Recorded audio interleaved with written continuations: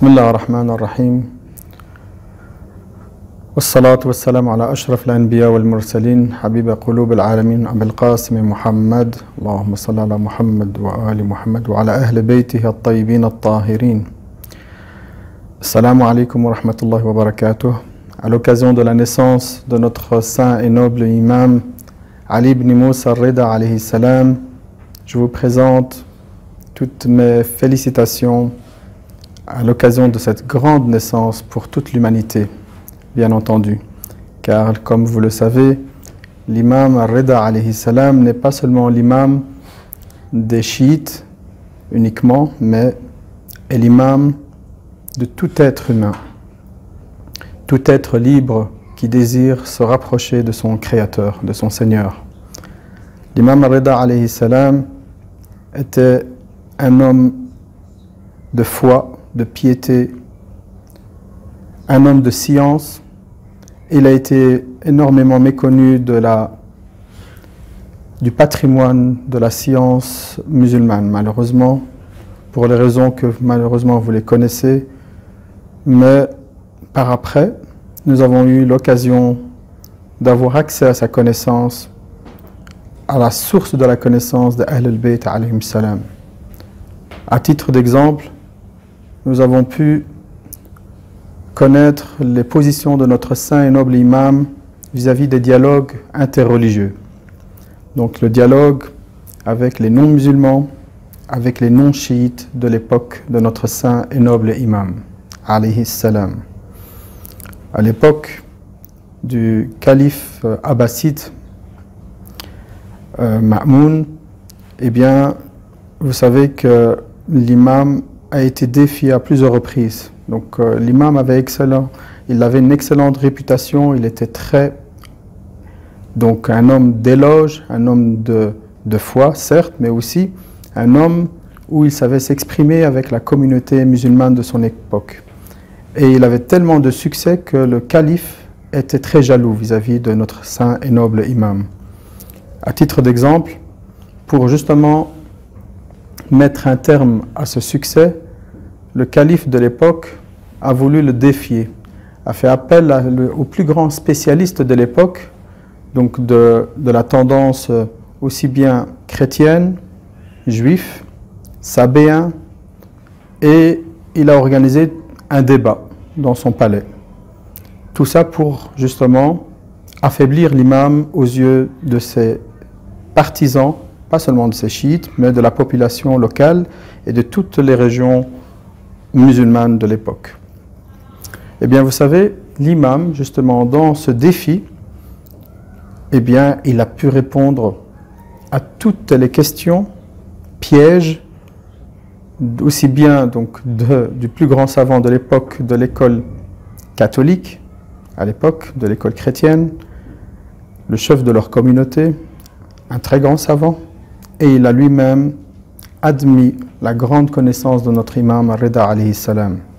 Ensuite, il y avait aussi le chef de la communauté juive de l'époque qui, à son tour, quand il avait défié l'imam dans des questions de débat, de polémique, l'imam, encore une fois, a pu répondre avec éloquence et avec savoir, avec un savoir extraordinaire, où il a pu justement mettre donc un terme au défi du calife de l'époque de Ma'moun. Ensuite venait donc le tour des Sabéens, qu'ils ont aussi mis donc en défi notre imam, et l'imam, encore une fois, a pu répondre avec succès et éloquence aux questions pièges, aux débats donc de l'époque. Là, nous voyons bien que l'imam, salamullah alayh, avait une excellente maîtrise de la connaissance aussi bien de l'islam que des autres religions. Il maîtrisait les livres, donc les religions du livre, et tout ce qui est philosophique, bien entendu, et les sciences exactes, les sciences donc humaines. À titre d'exemple, nous avons un traité de l'imam al-Rida alayhi salam, Al-Risala al-Dhahabiyya. Donc c'est un ouvrage, un traité que je pense, si vous me permettez, je peux vous donner un extrait donc de ce traité extraordinaire sur la santé, donc sur la médecine. La santé est déterminée par 4 humeurs: le sang, la théorie des humeurs, la mélancolie et le glaire. La proportion appropriée de qui maintient la santé, ça c'est important, donc aussi bien le sang, la théorie des humeurs, la mélancolie et le glaire. Ça, ce sont des principes que l'imam Rida alayhi salam, à l'époque déjà, les a traités dans son ouvrage. Ensuite, il montre l'importance du foie. Le foie joue un rôle important dans la production et le maintien des proportions requises dans le corps. Donc tout ça vient de l'imam Ali ibn Musa Rida alayhi salam, qui décrit le corps comme un royaume dont le roi est le cœur, n'est-ce pas? Et le sang, les navires et les membres et le cerveau sont les ouvriers de ce royaume. C'est extraordinaire donc cette analyse déjà à l'époque. Comme vous le savez, à l'époque déjà, donc l'époque de l'imam Rida alayhi salam, les gens méconnaissaient, donc n'avaient aucune connaissance de la biologie. Et c'est comme ça que dans l'histoire, on a eu des grands philosophes, des grands médecins comme Avicenne, qui est venu par après, et il a pu justement profiter de ce traité qui s'appelle le traité d'or, une thèse de médecine donc sur la santé et les remèdes attribués à l'imam Ali ibn Musa Rida alayhi salam en 765, donc l'année de sa naissance, et 818, l'année donc de son martyre. Il a écrit cette thèse à la demande donc à l'époque donc de Ma'moum.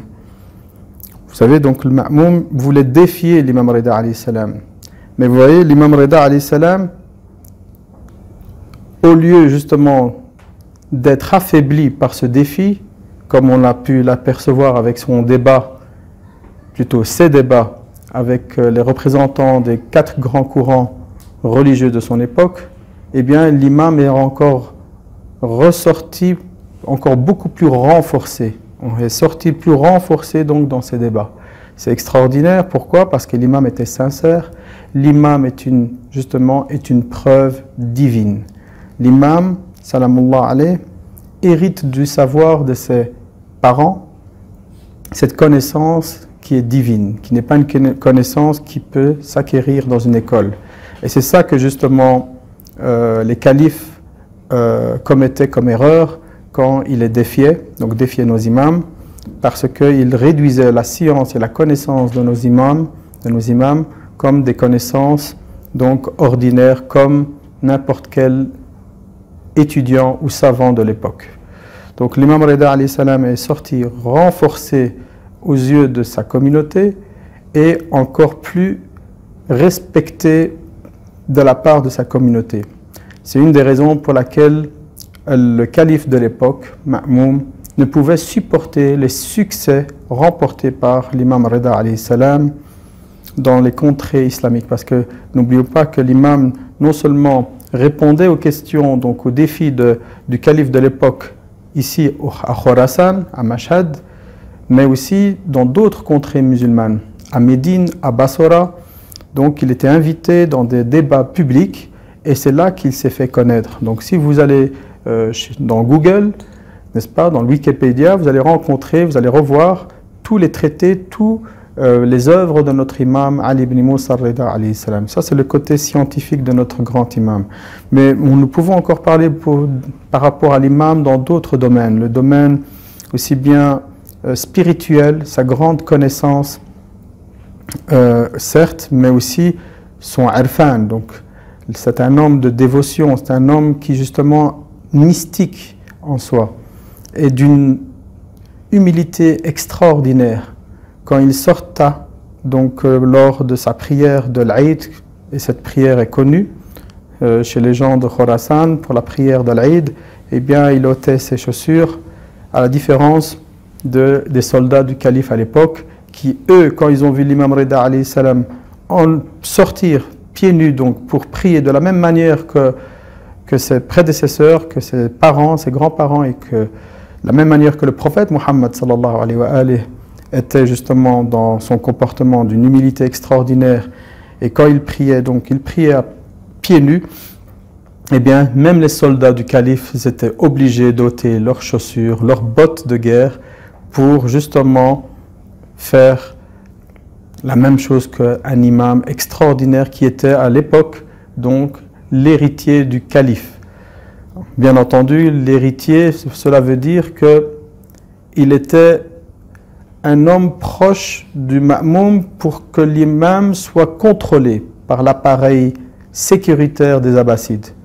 Mais en vérité, quand ils ont commis cette supercherie, ce piège, parce que l'imam, ils l'ont fait venir de force ici à Mashhad, à Khorasan.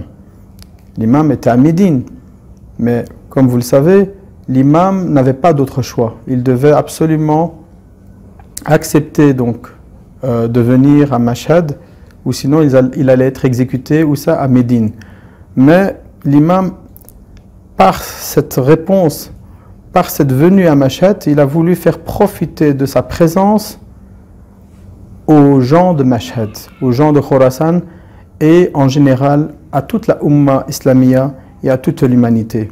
C'est comme ça que l'imam a développé lui-même une stratégie, cette stratégie de la communication, communiquer avec les gens de la meilleure manière, de la même manière que ses prédécesseurs, de ses imams et du prophète Muhammad sallallahu alayhi wa sallam, dans son comportement, dans son éthique, dans son akhlaq. Et c'est comme ça que Al-Ma'moum, pour finir, il n'avait pas d'autre choix que de le faire assassiner, de le faire empoisonner. Et comme on connaît la suite, il a été enterré dans ce lieu sacré qui est ici Al-Mashhad Al-Muqaddas. Et à ce moment-là, donc, nous avons vu que l'imama a été transféré par après à son fils, Al-Imam Al-Jawad, salamullah alayh. Tous les imams ont été assassinés ou par le Saïf, comme Amir Mu'minin alayhi salam et l'imam Hussein alayhi salam à Karbala par l'épée. Mais sinon, tous les autres imams ont été assassinés de la manière que vous connaissez, par empoisonnement. Donc l'imam Rida alayhi salam a été assassiné par un poison et il fut enterré donc ici dans cet endroit sacré où des millions de musulmans et même parfois même des non-musulmans qui viennent ici à Mashhad pour rendre visite à l'imam Rida alayhi salam, pour profiter de sa bénédiction, de sa spiritualité, car l'imam, comme il est dit dans le Coran, toute personne qui meurt sur le sentier d'Allah, ne croyez pas qu'ils sont morts, mais ils sont vivants auprès de votre Seigneur. L'imam Rida alayhi salam est présent, est vivant, et c'est pourquoi les gens qui viennent ici viennent avec l'intention justement de se rapprocher d'Allah subhanahu wa ta'ala à partir justement des invocations que nous lisons ici à Mashhad, le Coran, les versets coraniques et les ad'iyas. Beaucoup d'ad'iyas sont lus ici justement pour se rapprocher d'Allah, dua Kumail pour le jeudi, dua Tawassul pour le mardi soir, pour se rapprocher d'Allah. Et quel meilleur endroit justement de se rapprocher de son Seigneur et de son Créateur que le faire à côté de un de ses serviteurs, de son humble serviteur qui est l'imam Ali ibn Musa al-Rida alayhi salam. Vous savez, une petite anecdote, ici un jour on raconte qu'il y avait un alcoolique donc, qui était ivre et il voulait rendre visite à l'imam Rida alayhi salam. Et les portiers, les gardiens du sanctuaire de l'imam Rida alayhi salam lui ont refusé l'accès. Pour la simple raison qu'il était ivre, qu'il était impur et qu'il ne méritait pas de rentrer dans le sanctuaire. Ce gardien raconte, donc lui-même, qu'il avait vu, donc la même nuit où il avait refusé ce visiteur alcoolique, eh bien, il a rencontré l'imam Rida alayhi salam dans son rêve. Et vous savez, l'imam Rida alayhi salam lui a reproché, il lui a dit, pourquoi tu as refusé mon visiteur, mon za'ir? L'imam, étonné, plutôt le gardien était étonné, il a dit, quel visiteur? J'ai chassé personne, au contraire, j'ai été très accueillant vis-à-vis de tous les visiteurs, de tous les zahir. Et à ce moment-là, il s'est dit, tu es sûr, l'imam Rida alayhi salam, il dit, tu es sûr, tous les zahir, et l'autre là que tu as refusé. Mais il buvait de l'alcool, il était alcoolique, il était ivre. Il a dit, ça reste toujours mon serviteur, ça reste toujours mon visiteur. Il a voulu me visiter. Et tu n'as pas le droit de le refuser, de le rejeter, de le repousser. Et là, cette personne, ce gardien, s'est mis à pleurer et il a regretté son geste. Il s'est réveillé justement tout triste.